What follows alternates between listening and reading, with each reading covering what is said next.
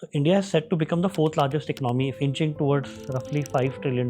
What is the real number today? If the economy is growing at 6.5%, 7%, then of course we are going to be the fourth largest, right? The errors in the government's data is also in the IMF's data. Because we are growing only at about 2%, not at 6.5%, 7%, we are about 42% less than the official. So instead of being about $3.8 trillion, we are probably only about 2.5 trillion. So in other words, we are still the ninth largest economy. Why is India crossing Britain and then crossing Japan and so on? Because we are a huge population. So what we needed to do, like China did, to expand rapidly in R&D. They spend today 3% of GDP on R&D, we spend 0.65%. So that's why they become the manufacturing hub. So our tax GDP ratio is very low. But taxes are high in India. That is a misnomer. You see,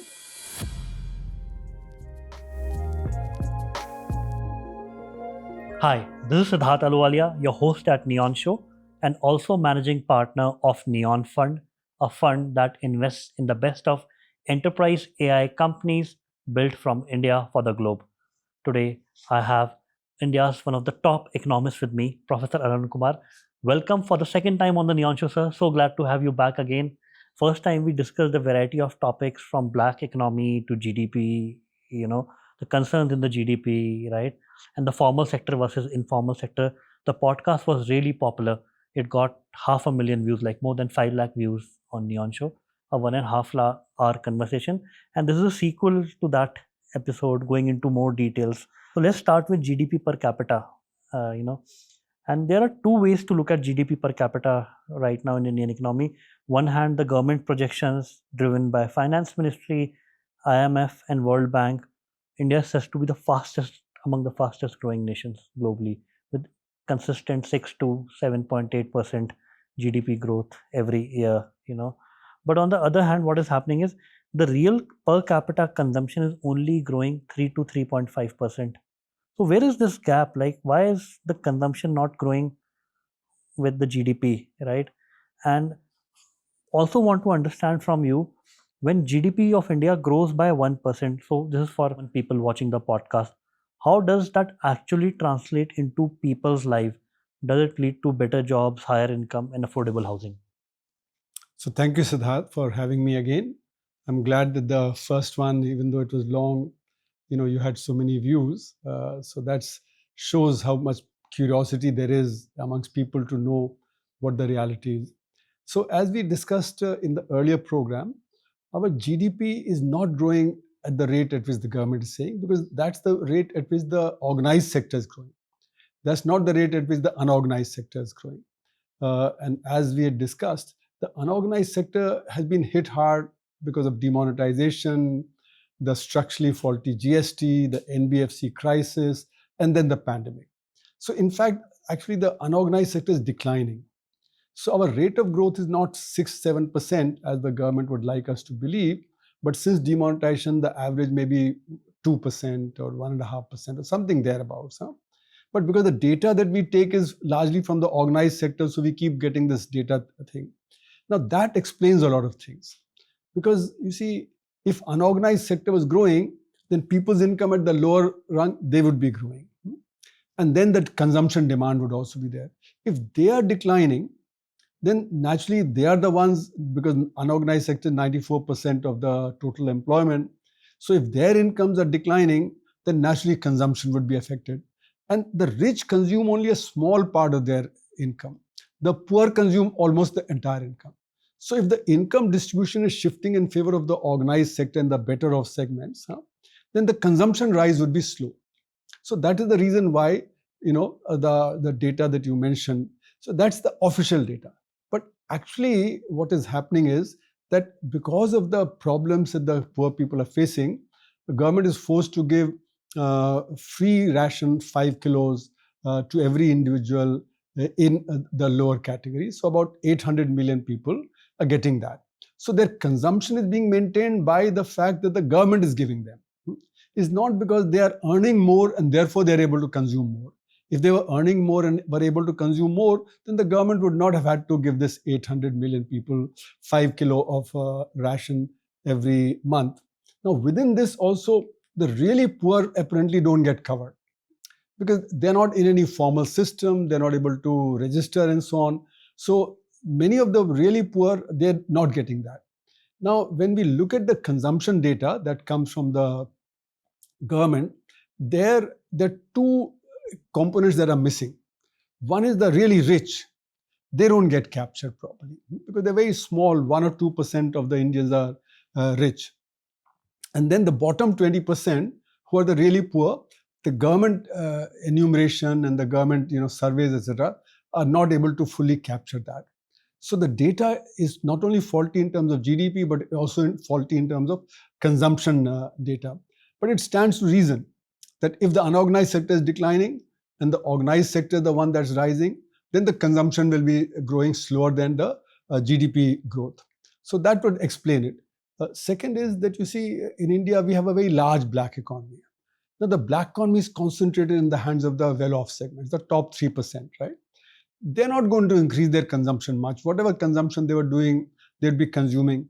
So that also doesn't boost consumption very much. And the people at the bottom, they suffer because they have to pay bribes, they have to do other things. So their income becomes less than what apparently is the income. So there are several of these factors because of which we find disparities increase, because the organized sector, unorganized sector, that split leads to greater disparity. The black economy also adds to that disparity. So that's why India has huge disparities. Okay, and our GDP, doesn't reflect much of this because the official data is not catching that. So my next question is, right now, recently in all the economic surveys, so India is set to become the fourth largest economy if you observe in the last few months, right? So probably inching towards roughly $5 trillion. So what is the real number today? So you see, as I was saying, if the economy is growing at 6.5%, 7%, then of course we are going to be the fourth largest, right? We would cross Japan by the end of this year. So it's a misnomer to say that we've already crossed. According to IMF projection based on the official data, and IMF only takes the official data. IMF doesn't make correction for the unorganized sector's decline. So the errors in the government's data is also in the IMF's data. But be that as it may, if you take the IMF data, there also we are only going to be ahead of Japan by 0.014%. So it's a very tiny increase that we'll have. Now there are so many uncertainties. Suppose the inflation rate kicks up more in India than in Japan, then it won't happen. Suppose the rupee gets devalued more than the yen, then it won't happen, right? So there are many reasons why it may not happen by the end of this year. Second is that because we are growing only at about 2%, not at 6.5%, 7%, we are about 42% less than the official. So instead of being about $3.8 trillion, we are probably only about 2.5 trillion. So in other words, we are still the 9th largest economy. We are not the or we will not be the 4th largest economy. We are not yet the 5th largest economy. So these corrections have to be applied. Second is that in per capita income terms, we are still about the 140th in the world, whereas Japan is 33rd. So what we need to see is that why is India crossing Britain and then crossing Japan and so on? Because we are a huge population. Our population is 12 times greater than that of Japan, right? So because of this large population, even though our per capita income is small, we are able to cross. So crossing the GDP, Japan's GDP, and becoming the 4th largest doesn't mean that the poor are doing very well. It's simply the large numbers. Secondly, the disparities in Japan are much less than in India. Japan doesn't have that many billionaires, okay? So its income is equally distributed, not equally, but better distributed. India, the distribution is very skewed in favor of the rich. So we have the 3rd largest number of billionaires, even though in per capita terms we are at 140th place. So having the 3rd largest number of billionaires means that the income is being skewed in their favor. The joke is, for instance, that if there is a stadium and Elon Musk and Jeff Bezos enter it, then the average income of the stadium would go up to $1 million. whereas otherwise the average income of US is $80,000. Huh? So having two super billionaires doesn't mean everybody's income is high. So in India, because of these high disparities, the poor people are poorer than what this per capita income reveals. So the disparities are very high. And that's what the problem is, that we are not yet the fifth largest. We are not going to be the fourth largest. We're still the ninth largest because our GDP is overestimated, because we are estimating it based on the organized sector data. And you talked about poverty, but according to statistics, extreme poverty has fallen sharply from 27% in 2011 to 5.3% in 22-23. A huge achievement, at least according to statistics from India. But the real wage growth tells a different story. Like salaried workers have seen the real wage decline by about 1% per year over the past decade, while rural women wages have also fallen by 2.3% annually. So I'm not able to make sense of these two divides. See, India is a very diverse country. So we have to disaggregate everything. What we do is we try and aggregate a lot of things. Huh? So first thing is that those who are salaried, they're actually from the organized sector. The unorganized sector don't really have a salary as such. They work for daily wages and things like that. So when we're talking about salaried workers, their incomes are not rising. And the chief economic advisor said that while profits are rising, the wages are not rising in the industry. So that also showed that disparity is rising. But when we come down to the unorganized sector, then it's a somewhat different picture. And there, what this data that you're quoting about poverty, that data is about the not poverty line data. See, poverty line data is different from this new thing that we have of multidimensional, poverty line. So multidimensional poverty line is not the same as poverty. There, what we have are 12 parameters. Broadly, you have education, you have health, and you have the welfare. Now, what India did was we included 2 more parameters than what the UN had suggested. So instead of 10, we have 12. For instance, what was introduced was number of people who have access to banking. Now, we know the large number of accounts have zero balance or very little. So including that improves your standing, okay? But it doesn't mean that on the ground is there any real change. Similarly, this data that is there for 2019 to 21 compared to 2015-16, we all know that in 2019, 20 and 2021, because of the pandemic in 2021, the economy declined. The students weren't able to go to school. Large number of people died outside the health centers and the hospitals. They couldn't get oxygen, etc. So how can it be that you are doing better than you were doing in 2015-16? So there's something wrong with that data. I don't buy that data. That that multidimensional poverty, actually very few people were poor. As you said, from 21% to 5% and so on. Yeah, so 20, that data, 27 to 5%. 27 to 5%. So that data something is wrong. You shouldn't be comparing 2015-16 to 2019-21. And 2019 to 21 has this 2020-21, which is a pandemic year where the largest fall in the GDP took place. So welfare would have gone down. We saw the distress. We saw the fall in education. The students couldn't go to school. They weren't learning. Your health was a problem. So how can it be that it fell? So there's something very drastically wrong with that. Second is you have to define a poverty line. You can't depend on this poverty earlier was based on the consumption that you're making, right?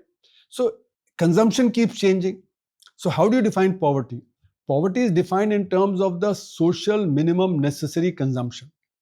So at a given stage of society, what is the minimum necessary consumption that you should have? So what was it in 1960 will be different from what it is in 1990, and what it is in 1990 will be different from what it is in 2012. And what is in 2012 will be different than 2025, right? It can't be that you use the poverty line of 1960 at 2025, right?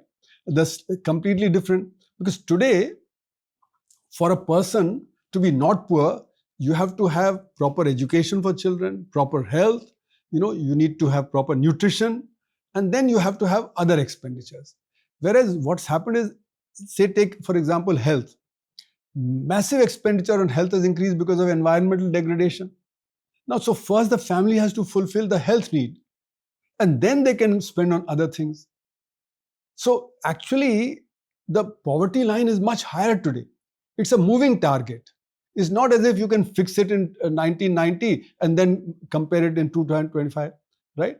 So this poverty line has to be raised. And today, for a poor person to have mobile phone doesn't mean that he's not poor, because mobile phone has become a necessity, for communication. If they have migrated to another city, they need to be in touch with the family and so on, right? Things like that. So the poverty line is changing.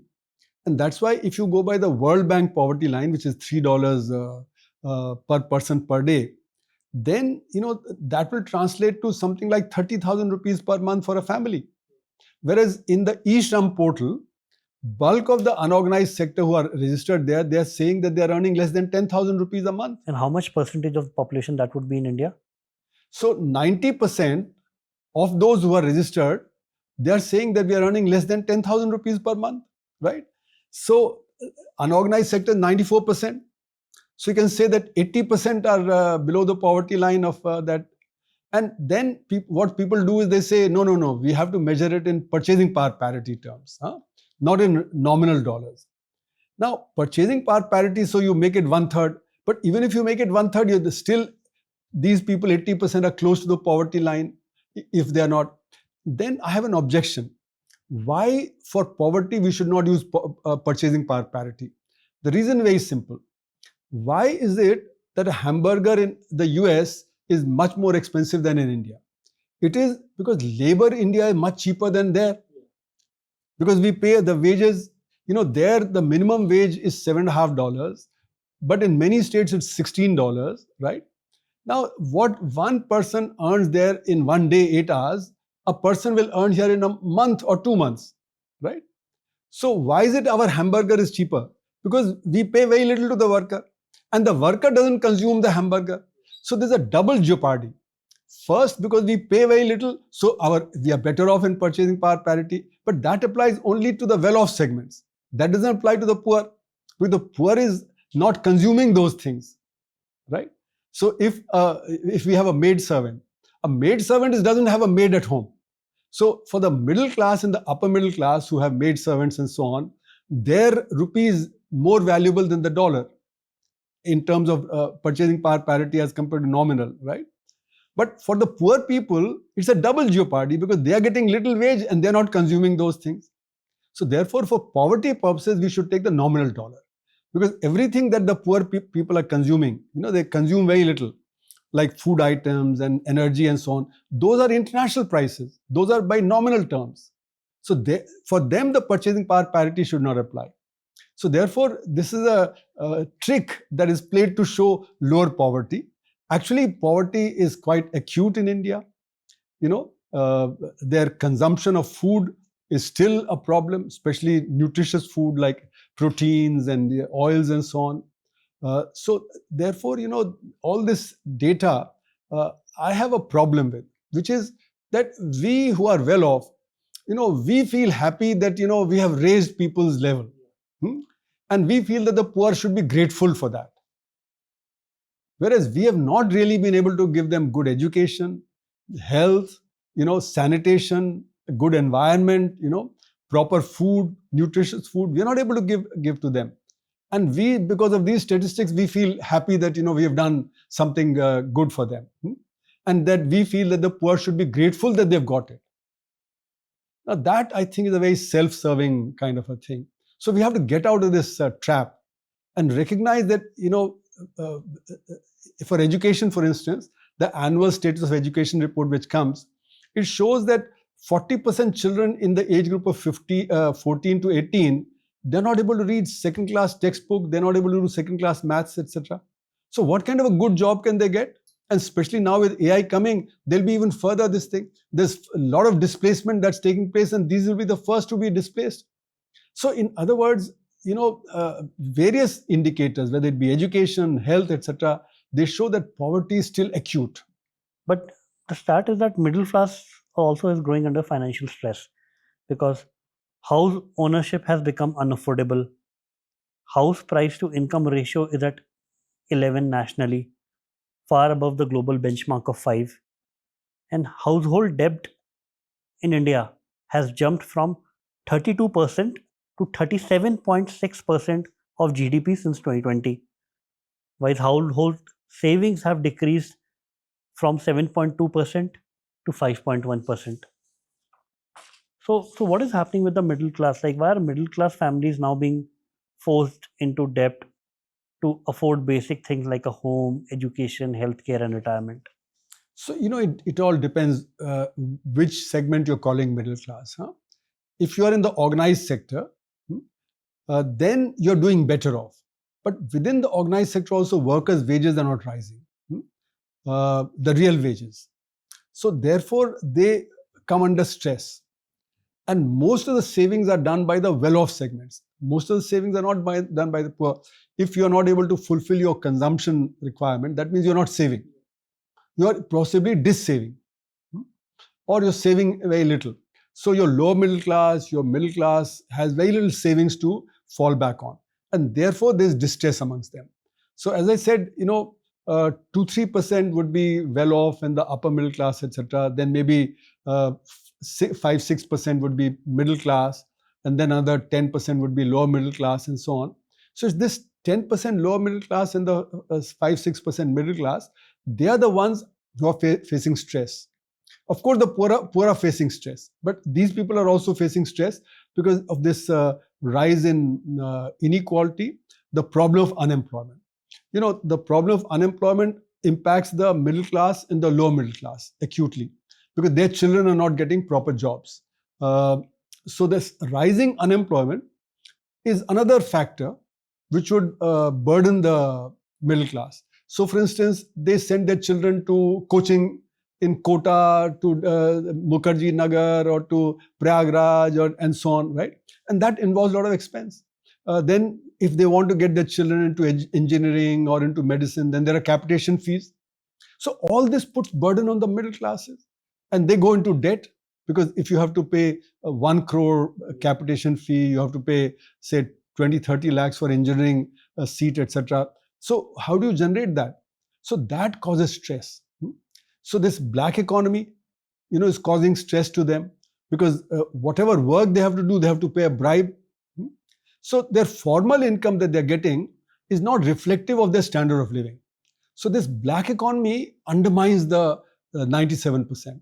3% earn a lot of black incomes, okay, because they're in the position to be able to extract it. But the 97% are suffering, and the 97% includes the poor, the low middle class, and the middle class. So that is the stress to which our middle class is exposed. So they have to take more loans, they use their credit cards, and then they get into debt, and so on and so forth. And want to understand from you, like you defined poverty as somebody who earns less than $3 a day in India? By World Bank, international line. So what would be the definition of the various classes based on the earning in India? No, so that's why I was saying that the well-off would be maybe the really rich would be 1%, then the upper middle class would be maybe 2-3%, then the middle class would be 5-6%, then the lower middle class maybe 10%, and the rest would be poor as per this definition of $3 per person per day. But let's say a middle class family in India earns 5 to 6 lakh rupees annually. Where would they be placed in this bracket? So this 5 to 6 lakh is below the taxable limit. Yeah. Right. So they would be the lower middle class. I think the middle class would be some like maybe 12 to 25 lakh. Okay. And how do you define the upper class in India or the upper middle Then class? above 25 lakhs would be those who would be in the upper middle class. And the well-off would be, a tiny fraction. Maybe those are earning more than 1 crore or something, right? They would be maybe 0.5% of the people. So is this also in the last 10 years social mobility in India, like the poorer are going to lower middle class, the lower middle class are going to upper middle class, and upper middle class are going to the wealthy that you described? No, so you have to again look at the changing composition. You see, uh, because the requirements are increasing.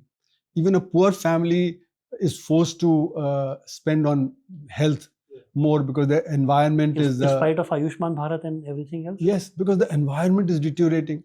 So they get dirty water, they get dirty air.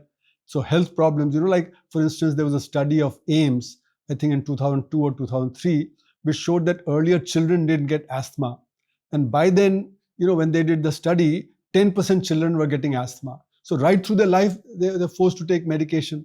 So similarly, intestinal disease is very high because we are not able to give clean water, drinking water. So 70 to 80% diseases may be related to that. Then obesity is catching on, diabetes is catching on because of the, lifestyle issues. So all these things put together, basically your health expenses are increasing dramatically. Your education expenses, because people want to send their children to private institutions so at least they can learn something more, because the government institutions' reputation is very bad. So there are some good government schools, but by and large the standards are very poor. So the other picture about India today is that macroeconomically India is very stable. Like the inflation is averaging around 5 to 6%, well within what government wants to control, between 2 to 6%. And the other thing is India has forex reserves of $650 billion, which is among the highest in the world. Right, the rupee is though depreciating, but the depreciation is also quite controlled today, right? So public debt is around 81% of the GDP, but it's mostly domestically financed, right? So in according to you, how is India macroeconomically stable, unstable, and where it's going? So the picture that you get is from the organized sector, right? So as I said, if you look at the poor people, they're facing stress in terms of their education, children's education, health, etc. Those don't get captured in our data. So that's why it looks like, as far as the macro is concerned, for the organized sector, the inflation rate is within control. Similarly, GDP seems to be going well because the organized sector is doing well. If you take the unorganized sector, then the GDP is not the fastest growing GDP. And the IMF, World Bank, ADB data only takes the government data, doesn't actually separately calculate it. So therefore, to say that we are doing well in terms of GDP, we are growing well, our inflation rate is under control, and that our debt is under control. Actually, debt is much higher today than it was 5 years back, and it's rising. Especially the state's debt is rising because the state's fiscal situation is deteriorating. So China has a much higher debt to GDP ratio. USA has a much higher debt to GDP ratio, but those are different kind of economy. There they don't face the stress that we face of the unorganized sector. Okay, so therefore we cannot compare ourselves saying that our debt to GDP ratio is only 75 or 80%, whereas US is more than 120% and China is more than 200%, etc. We cannot make those comparisons. We have to see what is our situation, because our tax to GDP ratio is quite low. It's still only about 17 and a half, 18%. Now, if out of that a big chunk is going for interest payment and debt repayment, then what is left for development is very small. Whereas, tax to GDP ratio in the developed countries would be 25%, 30%, 35%, much higher than us. So they have more leeway to pay interest and continue to do it. So we cannot make these direct comparisons. Next, you said that the debt, India's foreign exchange reserves are at a high, but that is built on capital flows. That is not built on our trade and current account surpluses. So that means it's built on debt. Capital flows represent debt. NRIs are sending money, foreign institutional investors are sending money, but that money can go out. This is unlike China. China has huge reserves of about $3.5 trillion. Those are earned basically on their trade surplus and current account surplus. That's not entirely because of capital flows. So it's not that tomorrow that money can go out. So they are in a comfortable position, and therefore they finance things in Africa, they finance things under the One Belt, One Road initiative, and so on and so forth, right? So India's position of $650 billion, our debt probably is of the order of about $700+ billion. So we are vulnerable to, if the rupee starts depreciating, then there'll be a capital flight out. NRIs will start withdrawing money, foreign institutional investors will start withdrawing money, etc. And then the rupee will fall more. So we are more vulnerable than, say, China is, or Japan is, or the US, right? But yes, maybe we are more stable than Bangladesh or, say, Sri Lanka. But who do we compare ourselves with? We have to compare ourselves with the big economies and the big things. So in that sense, we have to start earning more through our trade account and current account for our foreign exchange situation to be comfortable. Got it. And how are we doing on that? See, for that we have to increase, our trade. Now, whenever we have gone in for free trade agreements, say like with South Korea, with Southeast Asian countries, Australia, we've lost out because they have been able to use that free trade agreement to send their exports. We are not able to do that, so our trade deficit increases.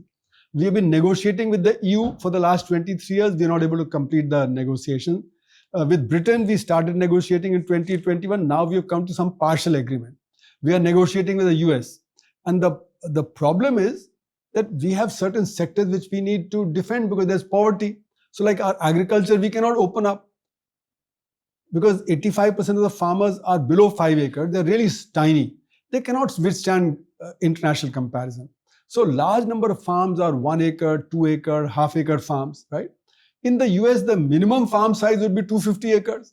Here, a farmer may have maybe 50,000, 1 lakh rupee of capital invested in the fields. There, they'll have 10 crore, plus they have all the mechanization. On a half acre, 1 acre farm, a whole family will work, 3-4 people. There in a 250 acre farm, only 2-3 workers will work, right? So there's no comparison. So we can't open up our agriculture sector without really causing distress to a large number of people. And 46% of the workers are still in agriculture. In the USA, maybe 1% of the workers are in agriculture. So you can subsidize agriculture there, but you can't subsidize it in a big way in India.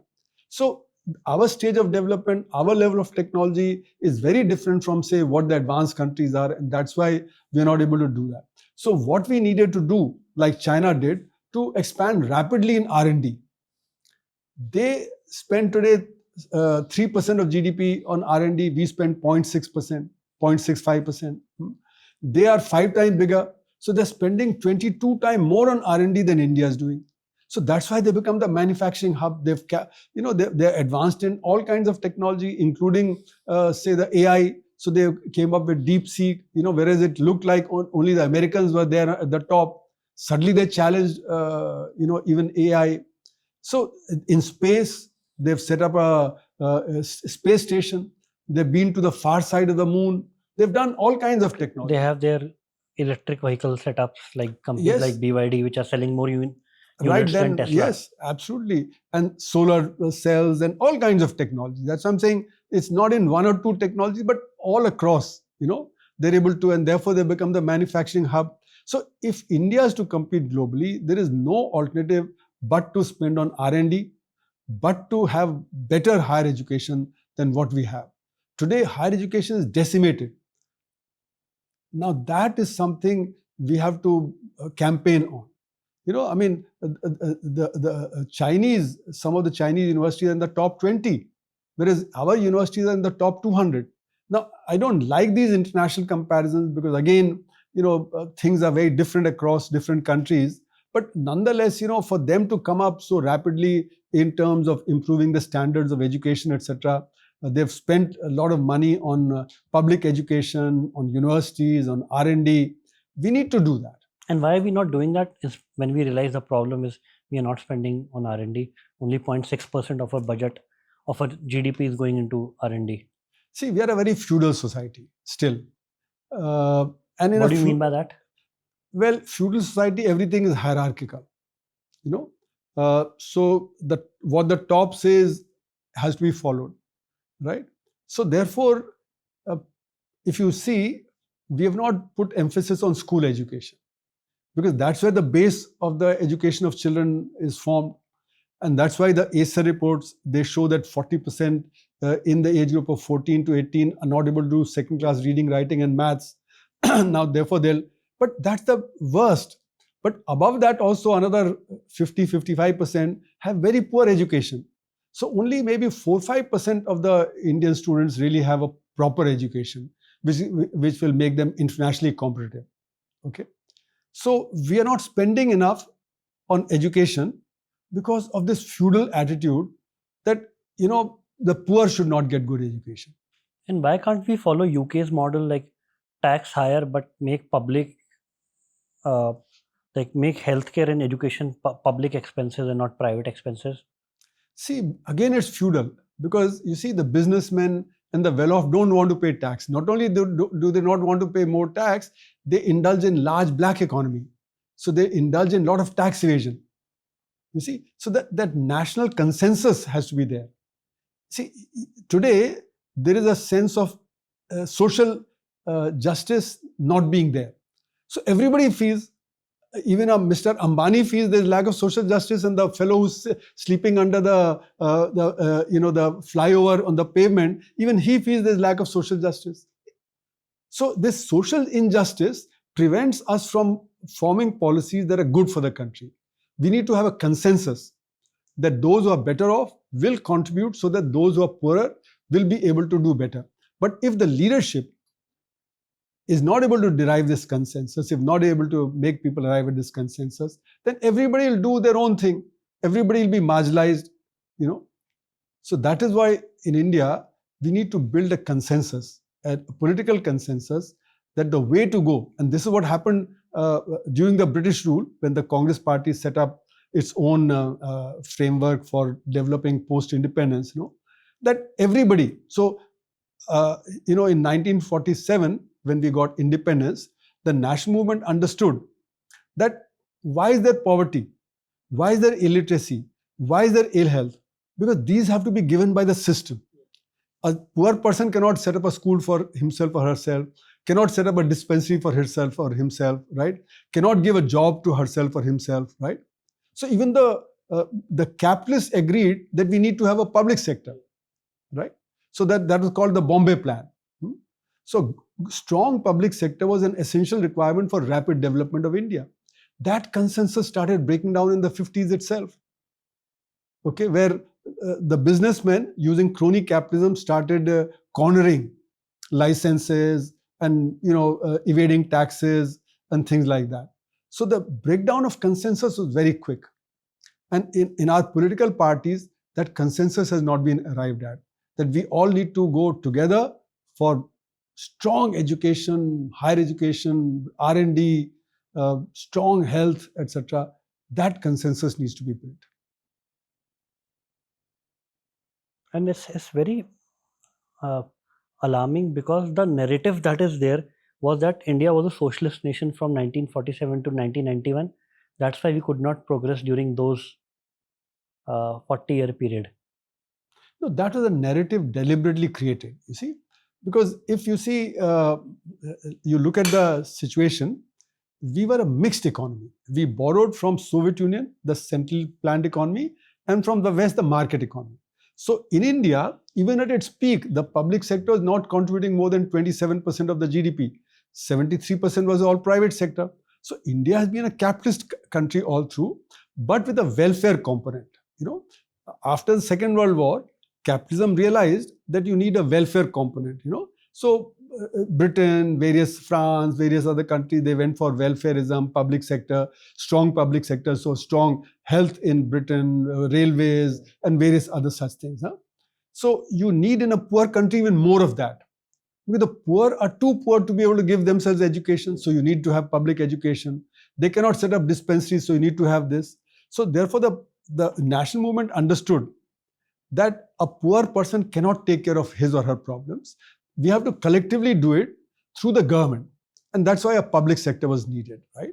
And that still remains, because the poor person is unable to generate job for herself, for himself, unable to generate good education for herself, for himself, etc. So the public sector still is required. So therefore, it's not that we were a socialist nation. The failure was that because of the large black economy, our public policies fail. So if suppose you're spending money for school to the rural area, and the officialdom and the politicians, they eat it up, then it won't reach, then education will fail. Similarly, health, if you are to set up a dispensary and the money is eaten up on the way by the politician and the businessman, okay, then the health will not. So we have had policy failure because of black economy. So we blame public sector for it, right? And this suits the private sector. Because if the public sector is successful, then we'll have more and more public sector and less of private sector. So for private sector, it is very important to see that public sector fails. But then they're axing their own feet. Because without good public sector, look at our towns. Yes. You know, the kind of miserable conditions in which 90% of people in Delhi or Bombay live. The way, you know, you see these trains, the metro, the suburban train in Bombay, people are hanging. And so many people died recently because the two trains were crossing each other and they touched each other. Similarly, look at the various accidents that happened just yesterday in Andhra Pradesh. This accident that happened where the factory blew up. You know, the crowd management is very poor, and that's because of the black economy. You see, your systems don't work. Even though theoretically you design everything, but they don't work in practice. And my other question to you is, we also discussed about states, because ultimately, state is responsible for health, education, welfare, and everyday infrastructure. But their finances at the core level are deeply strained. Many states now carry debt levels which are exceeding 35% of their GSDP. Correct. And almost a quarter of their revenue just goes to pay out the interest, right? What is happening with the states, right? And is this sustainable? So you see, because of the black economy, governance is very poor. Governance means that you should be able to have a policy which you should be able to deliver on. We are not able to deliver. We make great policies, but we are not able to deliver. And especially we are not able to deliver to the poor people. So governance being very poor, we don't collect enough taxes. So our tax GDP ratio is very low. But taxes are high in India. That is a misnomer. You see, only, as the Prime Minister said, 15 million people are effective taxpayers. That means 1.1% of Indians are effective taxpayers, direct taxes. Everybody else pays indirect taxes. So our tax GDP ratio is one of the lowest in the world at 17%. Our direct tax GDP ratio is also one of the lowest in the world at about 6.5%, right? So we're not a high tax nation. We are actually a very low tax nation, because this is without taking the black economy into account.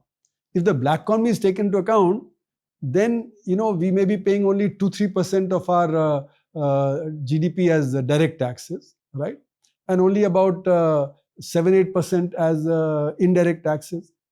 So the black economy lowers this real tax GDP ratio, which also means you have waste. Because of black economy, there's a lot of waste. On the other hand, your tax resources are less. So there's a double problem that the black economy causes.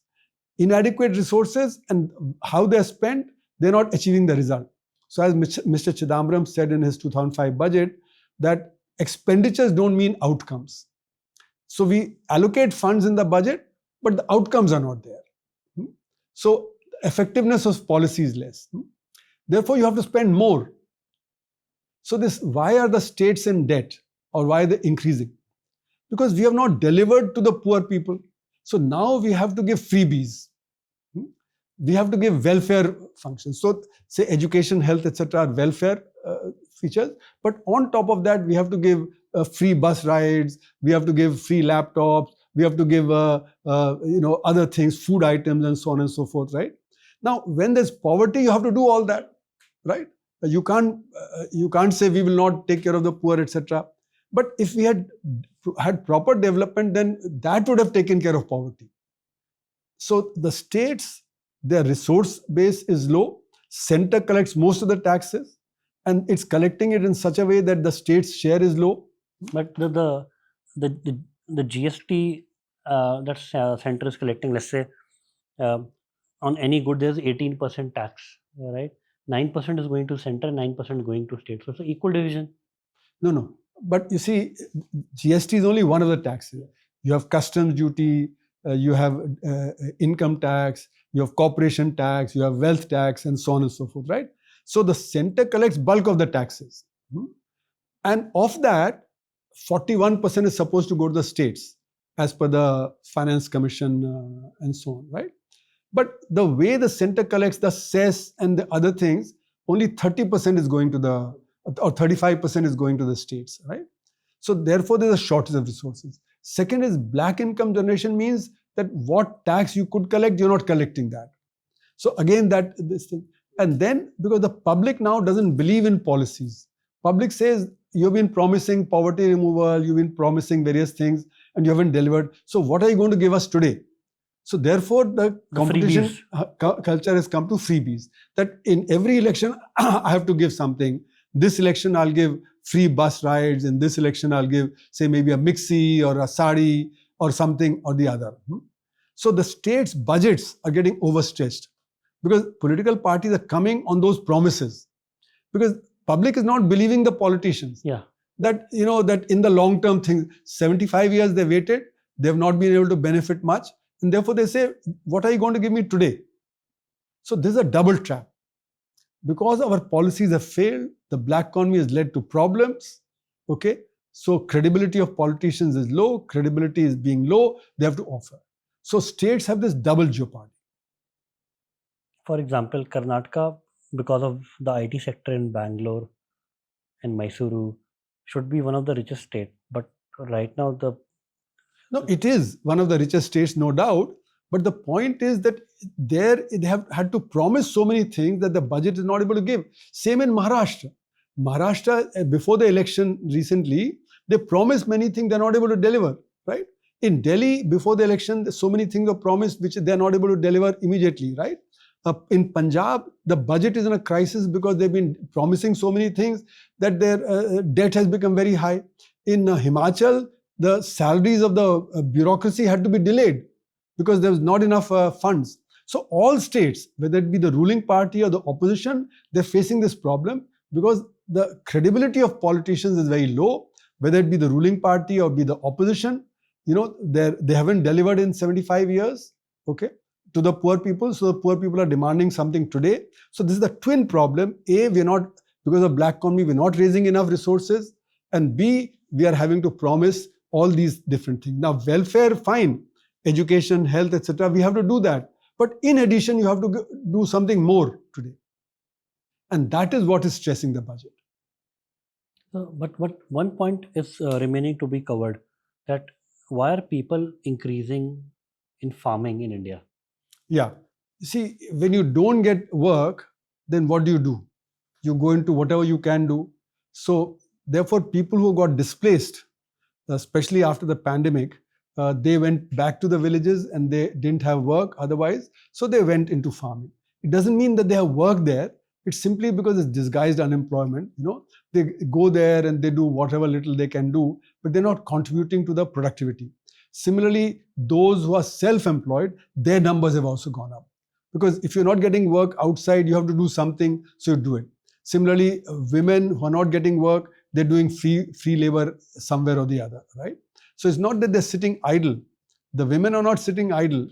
The fact that they're not getting work doesn't mean that they're not doing work at home or other such things. So free labor has increased here in the Indian context. Self-employment has increased. Agriculture, labor is there. So actually, earlier the trend was for labor force to decrease in agriculture because of the mechanization and so on, and people are going. So we need to create a lot of non-farm employment, right? And how do we do that? So where will you do that? Not in the organized sector. Organized sector is so automated, right? And so mechanized and getting more so. And with AI, it's going to get much worse, right? So we had 6% in the organized sector in 1990 and 6% today. That means in spite of massive investment in the organized sector, no additional percentage has gone into that area. So we have to create work in the unorganized sector, especially the micro sector. So as I think I mentioned last time also, that we have 6,000 large units, 600,000 small and medium units, and 60 million micro units, 6 crore micro units.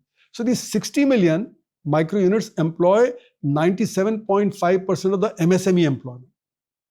And we are killing the micro sector only. Okay. So we have to boost the micro sector. Okay. So the average employment there is 1.7. Now, if we are able to say even double it to 3.4, immediately some like 110 million jobs will be created.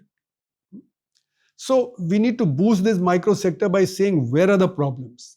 The problems are threefold. They don't have technology, marketing, and finance.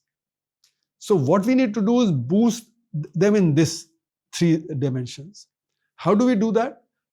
They can't do it individually because the average employment in a micro unit is 1.7.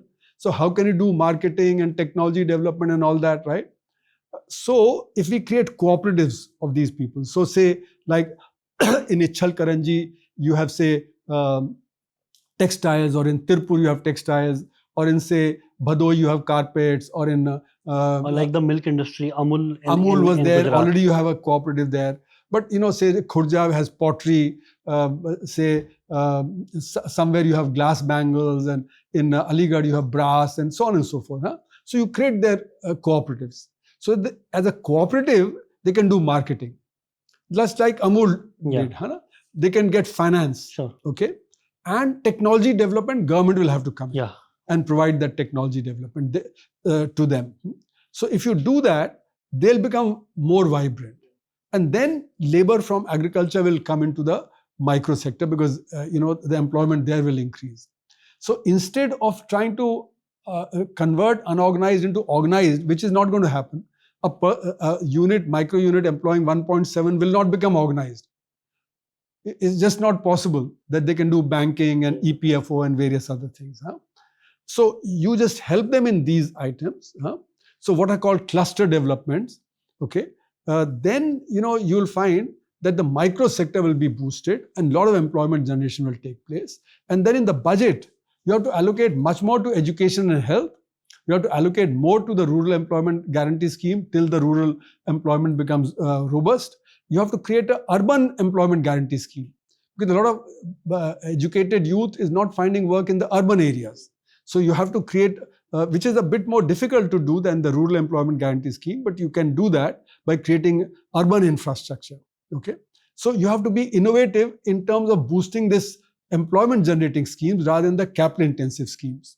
And can you give examples of what are the solutions that is needed to like fix at least the next 20 years in India? Like one is you already gave, like there needs to be a consensus, that will help pull down the consensus should be on employment generation. That's the key, because the more employment you have, the more the GDP and the more the per capita income, okay, especially at the lower levels. So your consensus has to be on boosting the micro sector and giving more incomes in agriculture. Now, once these people at the lower level have more income, demand for the organized sector will also grow. And the organized sector already has enough capital and has enough balance sheet, finances to be able to develop. It requires demand. So both organized sector and unorganized sector will grow. If you begin to focus more on the unorganized sector, on agriculture and the micro sector, education, health, So focus should be on this, and the organized sector will also grow. So it has to be a bottom-up approach rather than the top-down approach. Unfortunately, our approach has been top-down, trickle-down, that let the top grow, it'll go down. Now that suited the well-off segments in society, that suited industry because they got resources. Okay. Now that is a self-serving approach. And that is what has created a lot of problems. That is underlying the black economy, that's underlying the disaffection in the lower level, the lack of social justice in the lower levels. Thank you so much, sir. Welcome. I think this has been a conversation which is a good sequel to our last conversation. It covers some parts of it, but it also covers parts which we couldn't cover in the last time. Also, this part covers some solution But it's good to discuss and highlight these problems, because if we are not aware of the problem as the audience, as our discussion, then how would we go I for a agree. solution? Yeah, I agree. Without being conscious of what the problems are, you can't solve it. Yeah. So you have to first analyze and find out what the problems are, then come to solutions, right? So anything that we have to do for India to make it great, we have to first find out what are our problems and then address those problems rather than say only this can be done. If you feel that only this can be done, then we'll remain where we are. We'll not be able to progress well. The split will be there. The discord will be there in the nation. We need a peaceful consensus so the discord goes. The feeling of social justice comes. Thank you so much, sir. This has Welcome. been a great discussion towards that.